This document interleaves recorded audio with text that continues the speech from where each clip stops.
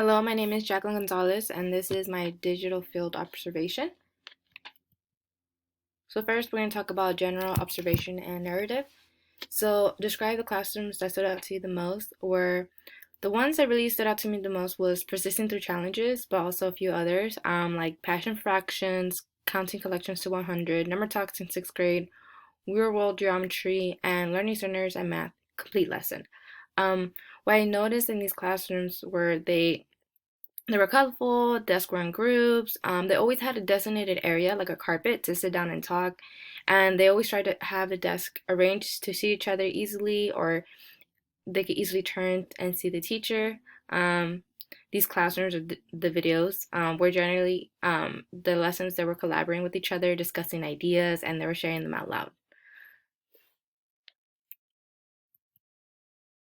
So, give details of a specific incident and situation that stood out to you the most. The reason persisting through challenges was one of my favorite classrooms or the videos I've seen was because I admired how the students communicated with each other and how they responded to each other and gave feedback. The other videos I included also had that.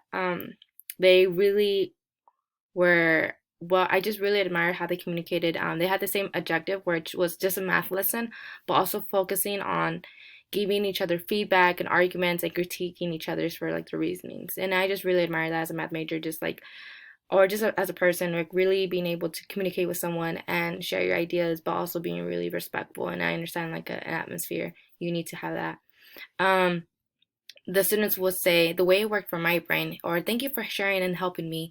And also, here we have a clip of a screenshot of three students that were working together by themselves, and the first student is like, maybe we should ask somebody for help. And then the other student was like, I think we should try our best too. Again, sorry, the subtitles are not great.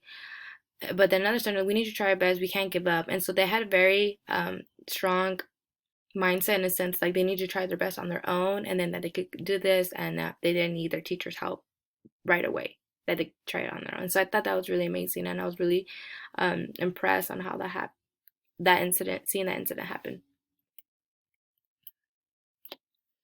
So what I noticed about teachers and students' behaviors, for the most part, from the videos I mentioned before, the teachers were, well, actually all the teachers were detailed in their explanations and specified what they expected. I think every lesson the majority of the time the teacher spoke was about the directions, and she even what they would always ask other students like, would you mind repeating the directions? And she had various students, like a lot of teachers had various students repeat the directions just to see their interpretation of what she meant.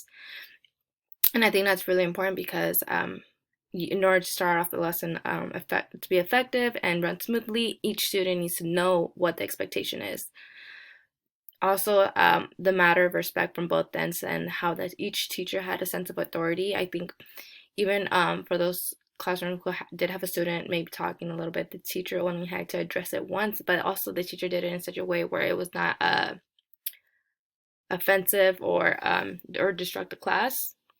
I was really impressed how in these videos students share their ideas and ask questions with their teachers and peers, and I was really impressed how the teachers were informed and prepared. They were capable of redirecting questions and clarifying as they continue in the lesson. For example, if a student did share an idea that was not correct, the teacher was able to correct it and make sure it didn't misinform the students, but also did it in a way where it was involved in the conversation. It was so natural, it wasn't awkward, and she was able to continue with the lesson. So I thought that was really impressive, you know.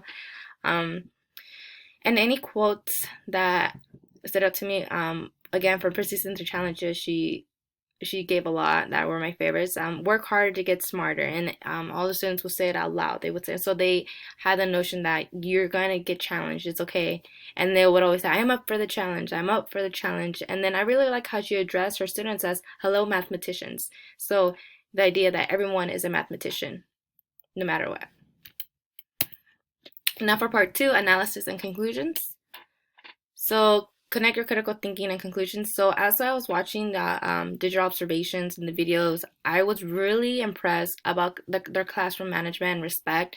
For the most part, that's all I really looked at. No, I looked at everything, but just like that's the main thing I would always be impressed about, like how this one teacher was able to manage a bunch of kids small teenagers and first graders, and I was just really impressed on how they did that, and I always wanted to see about that. Connect ideas to specific course content, class discussion.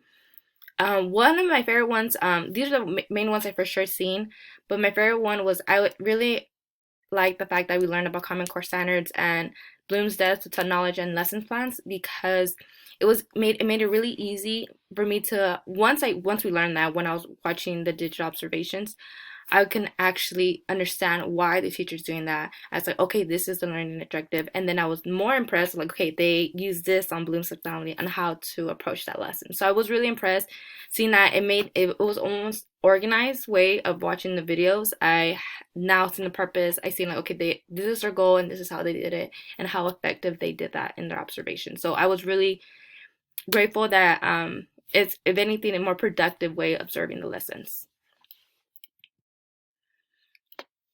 So what I noticed, part C, sorry, talks about what did you notice during your observation as it pertained to students and communities that address social justice, forms, advocacy?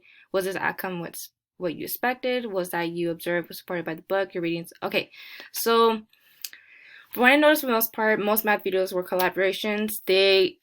Regarding diversity, I don't think they single-handed like, okay, this is diversity, guys, we need to work on this. But they did practice diversity in the sense where they gave everybody an opportunity to work with others. A lot of these classrooms were very diverse, but they were able to share their ideas. Again, there were math videos I seen, they share their ideas.